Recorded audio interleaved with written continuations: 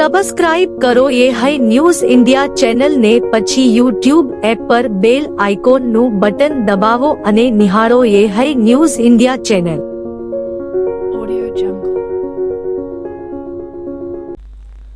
ધણીધર તાલુકાના ઢીમા ગામે તાજેતરમાં શરૂ કરાયેલા નાળાના કામને લઈને ગ્રામજનોમાં ભારે અસંતોષ અને રોષ વ્યાપ્યો છે. ગામના ભાખરી ઘરનાળા નજીક ચાલતી નાળાની કામગીરી અંગે સ્થાનિકો તથા સરપંચના પરિવારજનો દ્વારા તંત્ર અને કોન્ટ્રાક્ટર પર મનમાની અને બેદરકારીપૂર્વક કામ કરવાનો આક્ષેપ કરવામાં આવ્યો છે. ગામના લોકોના કહેવા મુજબ દર વર્ષે ચોમાસા દરમિયાન ઢીમા ગામમાં વરસાદી પાણી નિકાલની ગંભીર સમસ્યા ઊભી થાય છે. આ સમસ્યા દૂર કરવા માટે સરકારશ્રીએ નાળાનું કામ મંજૂર કર્યું હતું, પરંતુ કામગીરી દરમિયાન જવાબદાર અધિકારીઓને કોન્ટ્રાક્ટરો દ્વારા ગ્રામજનોના સહકાર વિના યોગ્ય સર્વે વિના કામ હાથ ધરાયું છે. સરપંચના પિતા સહિત ગ્રામજનોનો આક્ષેપ છે કે નાળાનું લેવલ યોગ્ય રીતે ન રાખવામાં આવતા આવનારા દિવસોમાં પાણી ભરાવાની ભયંકર પરિસ્થિતિ સર્જાઈ શકે છે. ગ્રામજનોનું કહેવું છે કે તેમની રજૂઆત છતાં કોન્ટ્રાક્ટર અને અધિકારીઓ દ્વારા તોછડાઈભર્યું વર્તન કરવામાં આવ્યું અને કામ બળજબરીથી ચાલુ રાખવામાં આવ્યું છે. સ્થાનિકોએ માગણી કરી છે કે હાલ ચાલી રહેલી કામગીરી તાત્કાલિક રોકી ગામના સર્વે અનુસાર ઢાળનું માપ લઈને યોગ્ય રીતે નાળાનું કામ હાથ ધરવામાં આવે. તેઓએ ચેતવણી આપી છે કે જો તંત્ર દ્વારા આ બાબતે ગંભીરતા નહીં દાખવે તો ગામમાં ફરીથી જળબંબાકાર જેવી પરિસ્થિતિ સર્જાઈ શકે છે. ગામના ઠાકોરવાસ, બ્રાહ્મણવાસ, ઘાંચીવાસ, સંસ્કાર વિદ્યાલય તથા પ્રાથમિક શાળા જેવા વિસ્તારોમાં અગાઉ પાણી ભરાવાની પરિસ્થિતિ સર્જાઈ ચૂકી છે, જેના પગલે ગ્રામજનો ચિંતિત છે કે અયોગ્ય કામગીરી ફરીએ જ સમસ્યા ઊભી કરશે. સ્થાનિકોએ જિલ્લા કલેક્ટરને અપીલ કરી છે કે નાળાનું કામ યોગ્ય સર્વે અને ગ્રામજનોની સલાહથી હાથ ધરવામાં આવે, જેથી આવનારા સમયમાં ઢીમા ગામને ફરી વરસાદી પાણીની તકલીફ ન સહન કરવી પડે. ઢીમા ગામની અંદર અત્યારે જે ભાખરી રોડે નવીન નાળાનું કામગીરી થઈ રહી છે. અગાઉથી પણ 3 નાળા નાખેલ છે. પાણી નીકળતું નથી રોડ ધરવાના કારણે, અને અહીંયાથી 50 મીટર આગળ ડીપ બનાવેલી છે, ત્યાં આગળ નાખવાની જરૂર છે. પણ આ લોકો અત્યારે રોડ પાસે નાખે છે, ત્યાં અધર છે રોડ, ત્યાંથી પાણી બિલકુલ નીકળતું નથી. રહી વાત 2015, 2017 અને આ 25નું 3 વખત પૂરા આવી ચૂક્યા. થોડું નીકળતું હતું, એ પણ હવે અધર રોડ છે અને પૂરા નાળા ફિટિંગ કરે છે. કોન્ટ્રાક્ટરનું અને અધિકારીશ્રીનું ધ્યાન દોર્યું, પણ એ કોઈ એમની મનમાની કરે છે. એમના ખિસ્સા ભરવા માટે કરી ખોદી સીધું નાળા પાથરી બસ માટીથી ખોદકામ કરીને રવા દે છે. વારંવાર રજૂઆત કરવા છતાં માનતા નથી. તો અત્યારે પાછી આવનાર ભવિષ્યમાં પાણીની પ્રશ્ન એનો રહેવાનો. ગામમાં પાણી ભરાઈ રહે છે, આગળ નીકળતું નથી. જે નીકળતું હતું એની જગ્યાએ અત્યારે તમે જોઈ શકો છો ક્યાં આગળ ફિટ કરે છે. ખરેખર જરૂરિયાત અહીંયાથી 50 મીટર આગળ છે અને આ વચ્ચે કરે છે. જે 2017માં પાણી આવ્યું ત્યારે આ રોડ ટપીને પાણી થયું, ગોમ બોલાઈ ગયું હતું. એ હમણાં આવ્યું ત્યારે ગોમ બોલાઈ ગયું હતું. હવે અત્યારે નાળા દોહાયા છે, રોડ થાય છે એટલે બોક્સે નાળા છે, પણ નાળા ઊંડા ઉતારવાના છે, થોડો પાછો લેવાના છે, મૂસણ છે અને કને રોડ છે, હોમ રોડ છે અને ગોમ આવ્યું. ગોમ હવે નાળા ગોમમાંથી પાણી ન નીકળે, વોળો છે ને નોખવાનો છે, બાકી નોખતા નથી. ઈશ્વરભાઈને કીધું કે અહીંયા આમની વાળાને ફોન કરો, ગમે એને કરો, પત્રકારના બાપોને કરો, તે તો કોઈ ફેર નહીં પડે. તો આ પાણી ઊંડા નાળા ઉતરશે તો જ પાણી નીકળશે. તો આની વાતે પાણી નથી હારવાનું. તારે આવું ગોમ પર બોલાવવાનું છે આવતા ચોમાસામાં. આ ગામની મોગ છે, પંચાયતની મોગ છે, તે છતાં હમણાં ત્યાર કોઈ નથી. વાવ-થરાદ જિલ્લાના મુખ્ય મથક થરાદ શહેરમાં ભૂગર્ભ ગટર વ્યવસ્થા નાગરિકો માટે માથાના દુખાવા સમાન બની રહી છે. શહેરના ગોડાઉન નજીક આવેલા ભીલવાસ વિસ્તારમાં છેલ્લા 6 મહિનાથી ગટરના ગંદા પાણી ઉભરાતા સ્થાનિક રહેવાસીઓ ભારે હાલાકીનો સામનો કરી રહ્યા છે. ભીલવાસ વિસ્તાર જે નારણદેવી પ્રાથમિક શાળાની બાજુમાં આવેલો છે, ત્યાં ગટર લાઇનના ગંદા પાણી રસ્તા ઉપર ફેલાઈ જતા આસપાસના લોકોના ઘરોમાં પણ પાણી ભરાઈ જવાના બનાવો બન્યા છે.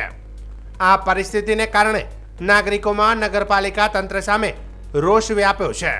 સ્થાનિક લોકોના જણાવ્યા મુજબ ગટરના ગંદા પાણીથી તીવ્ર દુર્ગંધ ફેલાઈ રહી છે, જેના કારણે ત્યાંથી પસાર થનારા લોકોને ભારે મુશ્કેલીનો સામનો કરવો પડે છે. વધુમાં મચ્છરોના ઉપદ્રવમાં વધારો થતાં રોગચાળો ફેલાવાની ભીતિ વ્યક્ત કરવામાં આવી રહી છે.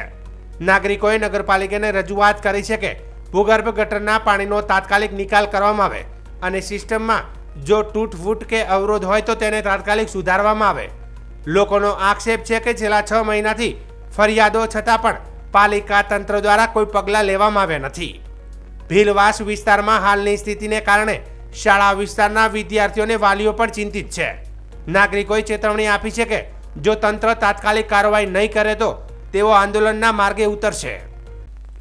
નૂતન વર્ષના અવસરે ધાનેરા શહેર ભારતીય જનતા પાર્ટી દ્વારા આત્મનિર્ભર સ્નેહ મિલન કાર્યક્રમનું આયોજન કરવામાં આવ્યું હતું. આ કાર્યક્રમનો મુખ્ય હેતુ સ્વદેશી અપનાવવાની ભાવનાને વેગ આપવાનો તથા આવનારી નગરપાલિકાની ચૂંટણીને ધ્યાનમાં રાખીને કાર્યકર્તાઓમાં ઉત્સાહ ફૂંકવાનો હતો.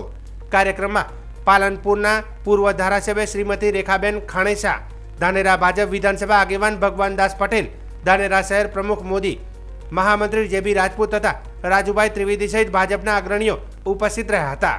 આ પ્રસંગે શહેરના વિવિધ મોરચાના પ્રમુખો, મહિલા મોરચાની બહેનો, નગરપાલિકાના પૂર્વ કોર્પોરેટરો, પ્રમુખો તેમજ ભાજપના અનેક કાર્યકર્તાઓ મોટી સંખ્યામાં ઉપસ્થિત રહ્યા હતા.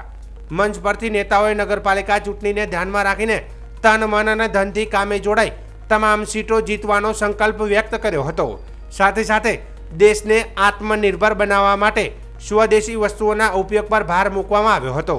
નેતાઓએ કહ્યું હતું કે સ્વદેશી વસ્તુઓનો ઉપયોગ કરવાથી સ્થાનિક ઉત્પાદનને પ્રોત્સાહન મળે છે અને દેશના વિકાસમાં દરેક નાગરિકને યોગદાન બને છે. કાર્યક્રમના અંતે નૂતન વર્ષ નિમિત્તે સૌએ મળીને ભોજન લીધું હતું અને પરસ્પર સ્નેહભાવથી નવા વર્ષની શુભકામનાઓ પાઠવી હતી. આત્મનિર્ભર ભારત અભિયાન અંતર્ગત વર્ષ 2047 સુધીમાં ભારતને વિકસિત રાષ્ટ્ર બનાવવા તથા સ્થાનિક સ્વદેશી ઉત્પાદનોને પ્રોત્સાહન મળે તે હેતુથી વડાપ્રધાન નરેન્દ્ર મોદીએ આપેલું વોકલ ફોર લોકલનું સૂત્ર સતત પ્રેરણાસ્ત્રોત બની રહ્યું છે. આ અભિયાનનો વધુ વેગ આપવા બનાસકાંઠા જિલ્લાના પાલનપુર ખાતે પ્રાદેશિક સરસ મેળાનું ઉદ્ઘાટન રાજ્ય કક્ષાના વન અને પર્યાવરણ, ક્લાઇમેટ ચેન્જ તથા વાહન વ્યવહાર મંત્રી પ્રવીણભાઈ માળીના હસ્તે કરવામાં આવ્યું હતું. મંત્રીએ મેળાનું રિબિન કાપીને ઉદ્ઘાટન કર્યા બાદ વિવિધ સ્ટોલોની મુલાકાત લીધી હતી અને સ્વસહાય જૂથોની બહેનો સાથે સંવાદ કરી તેમના હસ્તકૌશલ્યોને વધાવી લીધું હતું. આ અવસરે મંત્રીએ જણાવ્યું હતું કે સરસ મેળા ગ્રામીણ કલા, હસ્તકલા અને સ્વરોજગારીને પ્રોત્સાહન આપવાનું ઉત્તમ માધ્યમ છે. આવા મેળાઓ થકી સ્થાનિક ઉત્પાદકો તથા સ્વસહાય જૂથોને તેમની સ્વદેશી ચીજવસ્તુઓ પ્રદર્શિત કરવાની તથા વેચાણ કરવાની સવલત મળે છે, જે આત્મનિર્ભરતાની દિશામાં મહત્વપૂર્ણ પગલું છે. મંત્રીએ બનાસકાંઠાના નાગરિકોને આ મેળાની મુલાકાત લેવા અને બહેનોના હાથેથી બનેલી હસ્તકલાની ચીજવસ્તુઓને પ્રોત્સાહન આપવા અનુરોધ કર્યો હતો. તેમણે ઉમેર્યું હતું કે વડાપ્રધાન નરેન્દ્રભાઈ મોદીની પ્રેરણાથી રાજ્ય સરકારે બહેનોને આર્થિક રીતે સશક્ત બનાવવા માટે અનેક યોજનાઓ અમલમાં મૂકી છે.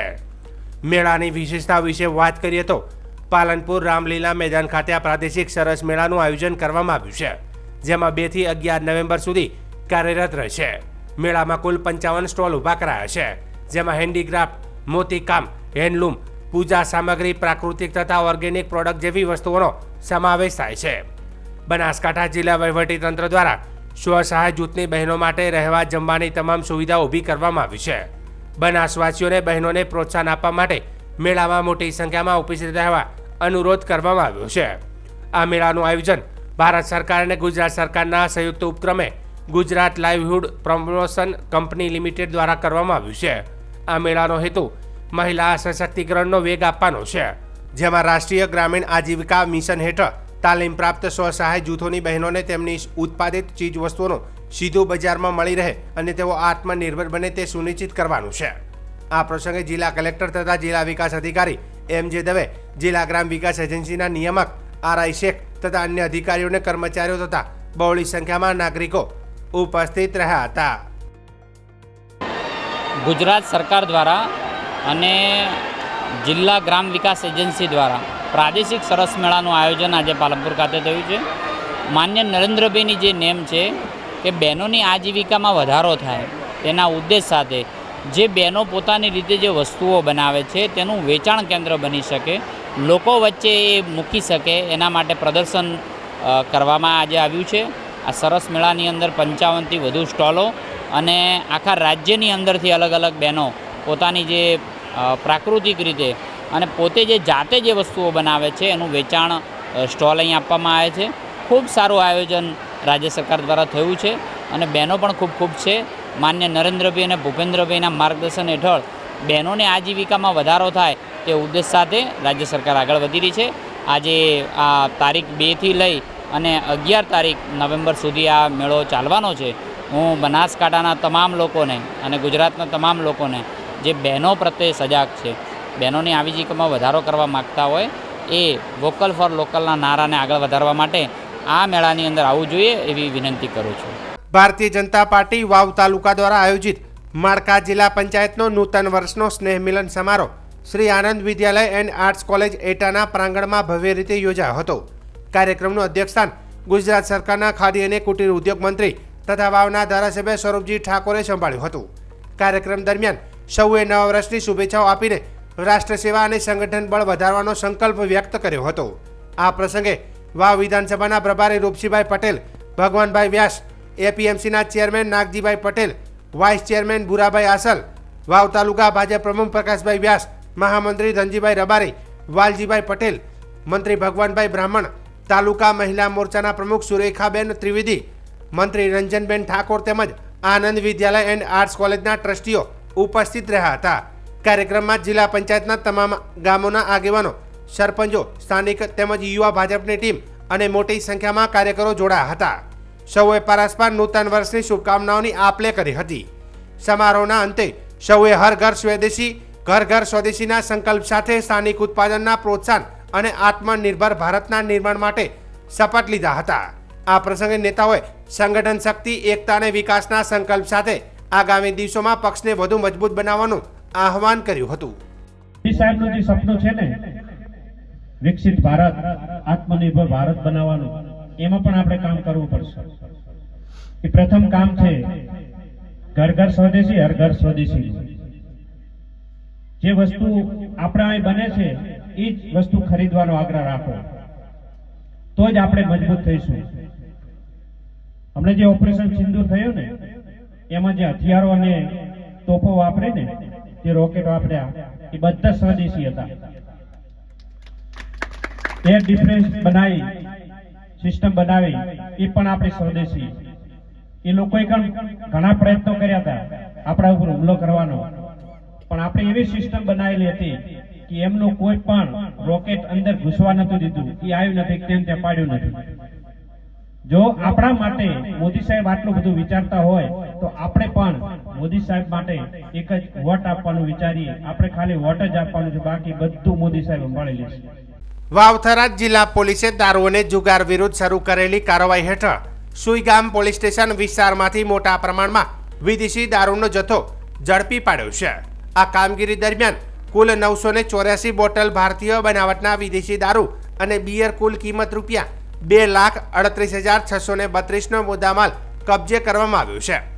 પોલીસ મહાનિરીક્ષક ચિરાગ કોરડિયા, બોર્ડર રેન્જ ભુજ તથા જિલ્લા પોલીસ અધિક્ષક ચિંતન તેરૈયાના માર્ગદર્શન હેઠળ દારૂ અને જુગાર સંબંધિત ગુનાઓને અટકાવવા માટે ખાસ સૂચના આપવામાં આવી હતી. આ સૂચના અંતર્ગત વાવથરા જિલ્લાના એસઓજી ઇન્સ્પેક્ટર એજી રબારીના માર્ગદર્શન હેઠળ ટીમ પેટ્રોલિંગ દરમિયાન આ સફળ રેડ હાથ ધરવામાં આવી હતી. મળતી માહિતી અનુસાર સુઈગામ ગામની સીમ નજીક ખાનગી સૂત્રો પાસેથી બાતમી મળી હતી કે સ્થાનિક ઈસમ વિપુલભાઈ શંકરભાઈ રાજપૂત રહે સુઈગામ આનંદનગર પોતાના કબજાવાળા ખેતરમાં વિદેશી દારૂ અને બિયરનો જથ્થો રાખીને તેનું ગેરકાયદેસર વેચાણ કરી રહ્યો છે. આ બાતમીના આધારે એસઓજીની ટીમે રેડ કરી ખેતર વિસ્તારમાંથી ગેરકાયદેસર રીતે રાખેલ વિદેશી દારૂ બિયર બોટલ નંગ 984 મળી આવી હતી. દારૂના કાયદા હેઠળ આરોપી વિપુલભાઈ શંકરભાઈ રાજપૂત વિરુદ્ધ સુઈગામ પોલીસ સ્ટેશન ખાતે કાયદેસરની કાર્યવાહી હાથ ધરવામાં આવી છે. આ કાર્યવાહીથી વાવથરા જિલ્લાના પોલીસ તંત્રની દારૂ વિરુદ્ધની કામગીરીને વધુ વેગ મળ્યો છે. જિલ્લા પોલીસ અધિક્ષકે જણાવ્યું કે દારૂ અને જુગારના ગેરકાયદેસર ધંધા સામે કડક પગલાં ચાલુ રહેશે અને આવા તત્વો સામે શૂન્ય સહનશીલતાની નીતિ અપનાવવામાં આવશે.